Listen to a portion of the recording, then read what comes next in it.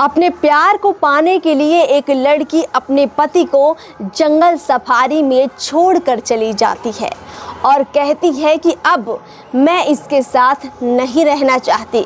अब मुझे उसके साथ रहना है जिससे मैं सच्चा प्यार करती हूँ।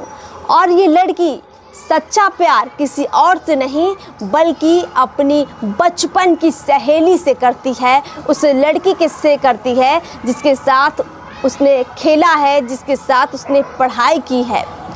क्या है पूरी ये सच्ची कहानी, आज हम आपको प्यार के किस्से एपिसोड में बताने वाले हैं। नमस्कार, मैं अर्पिता।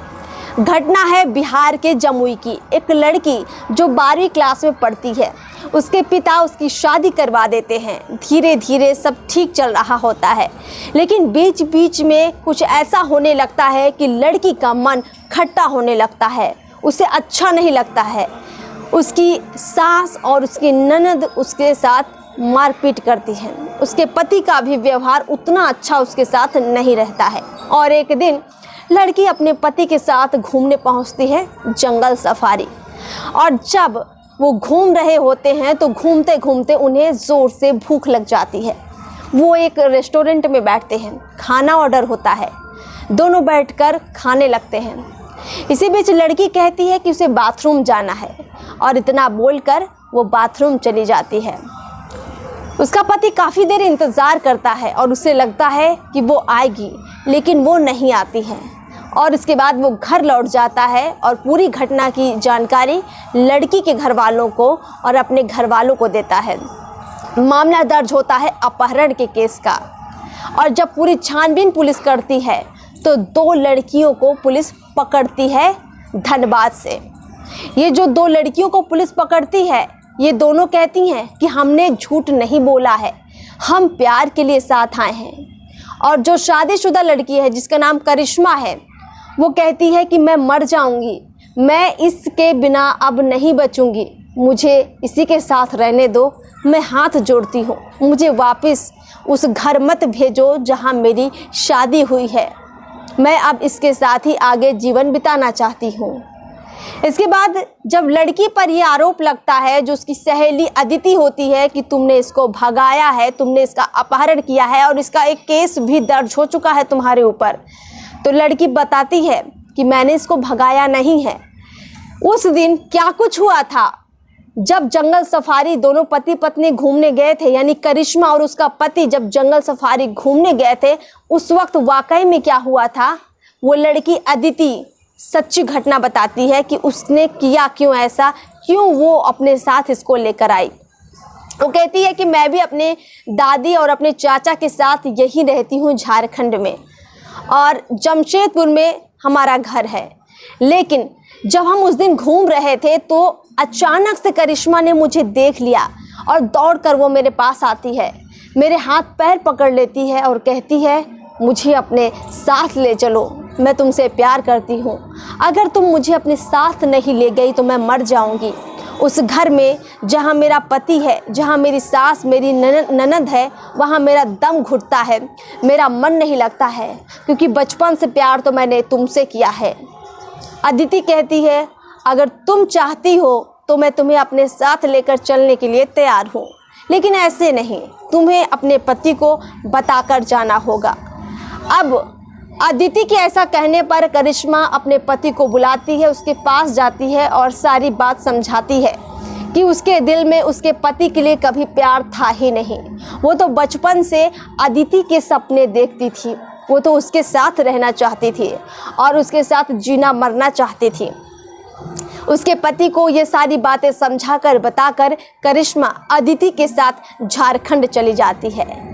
लेकिन जब पति घर पहुंचता है तो वो कहता है कि उसे इस मामले की कोई जानकारी नहीं है, और ये भी घर वालों को बताता है, ये भी पुलिस वालों को बताता है कि अदिति और करिश्मा वहाँ से भाग गई और इस बात की मुझे जानकारी तक नहीं है।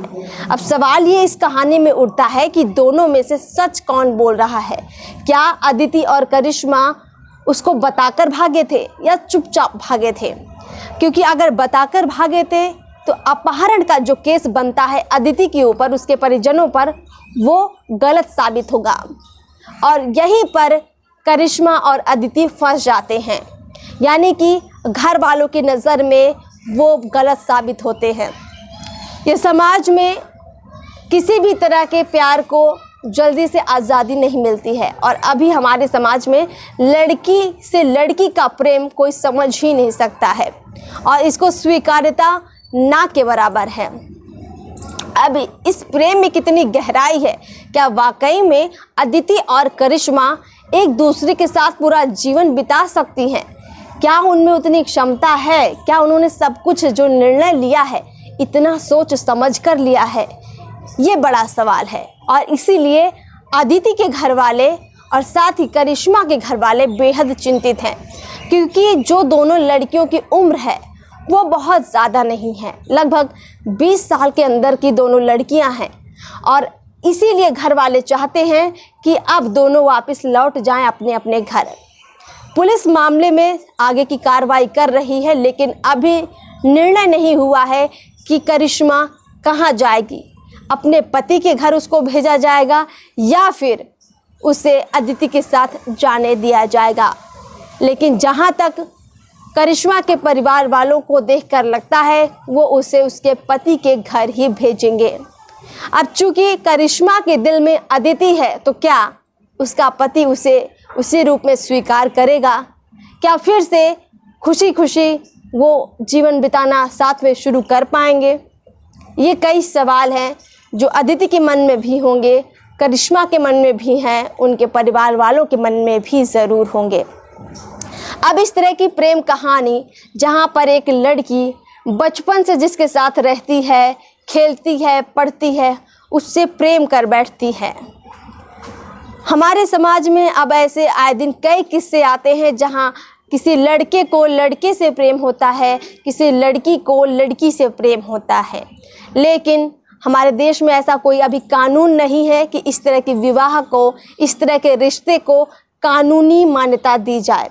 और इसीलिए शायद जो परिवार के लोग होते हैं, जो समाज के लोग होते हैं, वो इसे बिल्कुल भी हजम नहीं कर पाते हैं, पचा नहीं पाते हैं।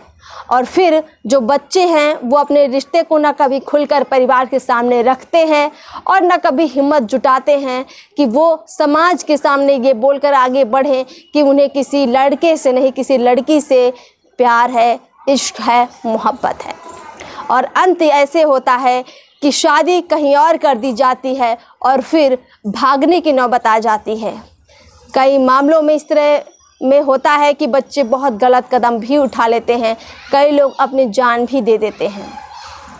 तो इस तरह के मामलों पे ज़रूर सरकारों को कुछ नियम कानून बनाने चाहिए और समाज में भी थोड़ा सोच में बदलाव लाने की ज़रूरत है।